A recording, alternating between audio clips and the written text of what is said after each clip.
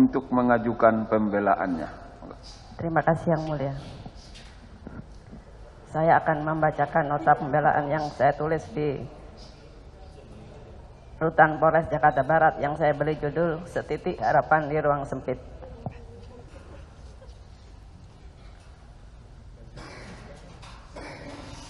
Yang Mulia Ketua Anggota Majelis Hakim, yang terhormat Jaksa Penuntut Umum, tim penasehat hukum, dan para hadirin yang saya hormati.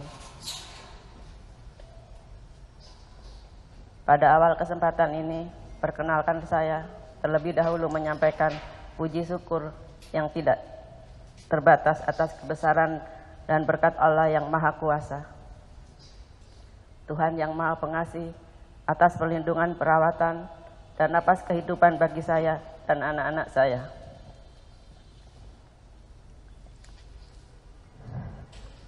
Di masa yang sulit yang sedang kami hadapi pada saat ini, saya juga mengucapkan terima kasih kepada Yang Mulia Majelis Hakim, penasehat hukum, dan jaksa penuntut umum, yang dengan penuh kesabaran dan ketelitian telah memeriksa perkara ini, semata-mata untuk menggali dan menemukan kebenaran yang begitu penting,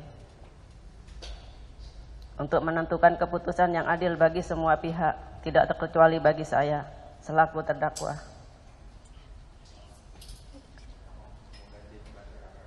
Saya juga menyampaikan terima kasih kepada masyarakat yang memberi dukungan kepada saya, sehingga membuat saya untuk tidak takut berkata jujur dalam masa persidangan ini. Saya pun ingin menyampaikan terima kasih kepada Yang Mulia Ketua dan anggota Majelis Hakim yang telah memberikan kesempatan kepada saya untuk menyampaikan nota pembelaan pribadi. Saya selaku terdakwa dalam perkara yang telah disidangkan pada Pengadilan Negeri Jakarta Barat ini. Majelis Hakim yang saya muliakan, penasihat hukum yang terhormat Jaksa Penuntut Umum, sejak awal saya ditetapkan sebagai terperiksa dalam perkara ini, beragam tudingan telah disebarkan kepada media dan seluruh masyarakat bahwa saya telah dituding sebagai pemilik diskotik, seorang mucikari, bahkan seorang bandar narkoba. Dan pada saat ini ingin menyatakan bahwa tuduhan tersebut tidaklah benar. Saya juga tidak memahami bahwa saya yang belum memberikan pernyataan apapun telah dicap seperti itu. Di mana hal ini membuat keluarga saya, terutama anak-anak saya, menjadi depresi.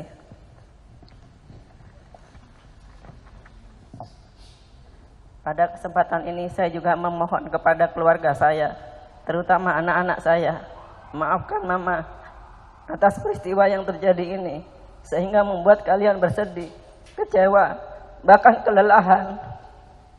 Mama juga mohon maaf dan memohon ampunan kepada kalian, karena Mama belum bisa menemani kalian melewati setiap pertumbuhan kejadian dan perkara yang akan kami jalani dalam kehidupan kalian ke depannya.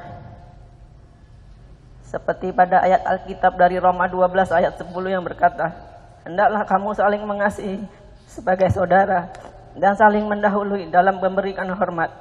Sama seperti ayat Alkitab di atas, Mama juga berharap bahwa kalian dapat bertumbuh menjadi seorang yang saling mengasihi, jujur, dan saling menjaga satu sama lainnya.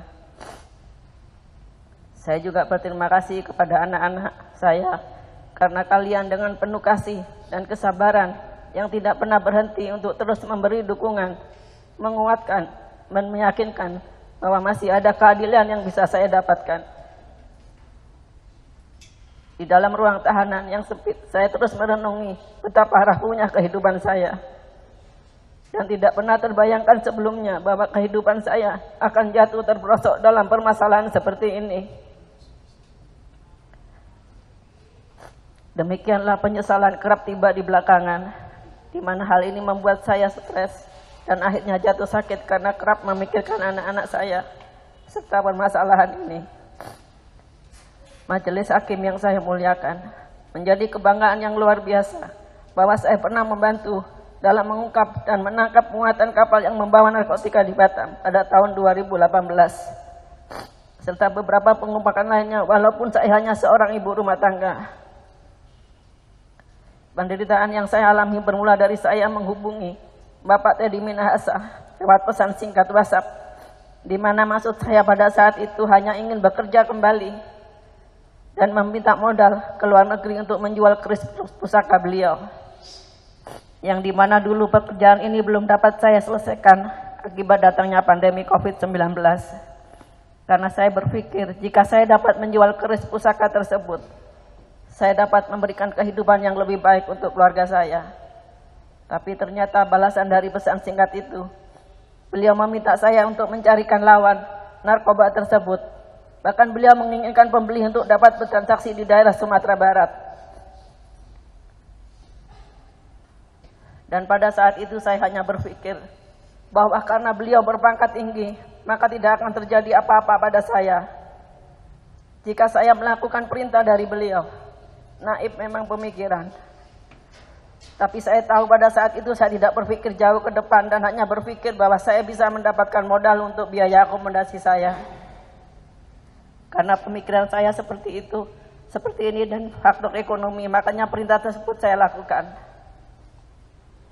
Saya menjalankan perintah Bapak Teddy Minahasa untuk mencarikan lawan dan berhasil mendapatkan 350 juta rupiah, di mana Bapak Teddy meminta saya untuk menyerahkan uang tersebut kepada Dodi. Di mana dalam persidangan yang berlangsung, malah saya dituduh sebagai seorang bandar narkoba, yang dimana dikatakan oleh Bapak Teddy Minahasa bahwa beliau tidak pernah menerima uang tersebut dan tidak pernah memberikan perintah untuk mencarikan lawan atau mencarikan pembeli. Pada akhirnya saya difitnah oleh Pak Teddy Minahasa dengan dalih sakit hati karena dikatakan bahwa saya tidak telah menipu beliau. Padahal tahun 2019 saya saat gagal penyelidikan di Laut Cina Selatan yang beliau lakukan bersama saya saat masih berada di kapal, saya sudah meminta maaf karena belum berhasil, dan saat itu juga beliau berkata sudah ikhlas dan memaafkan saya. Namun pada persidangan ini beliau terus menyudutkan saya seolah-olah saya adalah seorang bandar narkoba yang besar, sehingga perlu dilakukan skenario penjebakan seorang jenderal yang besar dan aktif. Padahal sudah jelas dalam pesan singkat tersebut, beliaulah yang menyuruh saya. Majelis hakim yang saya muliakan, yang terhormat jaksa penuntut umum dan penasehat hukum, sebagai penutup saya mohon kepada yang mulia majelis hakim, sudilah menerima nota pembelaan saya ini. Semua kejujuran telah saya berikan selama masa persidangan ini, kiranya dapat menjadi bahan pertimbangan majelis hakim untuk dapat memberikan putusan yang seadil-adilnya bagi saya. Kini saya serahkan masa depan saya kepada putusan majelis hakim. Selebihnya saya hanya dapat berserah kepada kehendak Tuhan.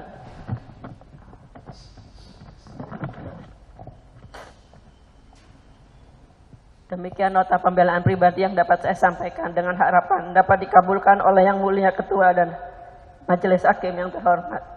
Terima kasih. Bisa diserahkan ke kami nota pembelaan tertulisnya. Cuman satu atau ada rangkapnya? Cuman satu ini. Baik, silakan duduk. Baik, menurut terdakwa hanya satu dibuat, tapi nanti akan. Saya Friska Clarissa. Saksikan program-program Kompas TV melalui siaran digital, pay TV, dan media streaming lainnya.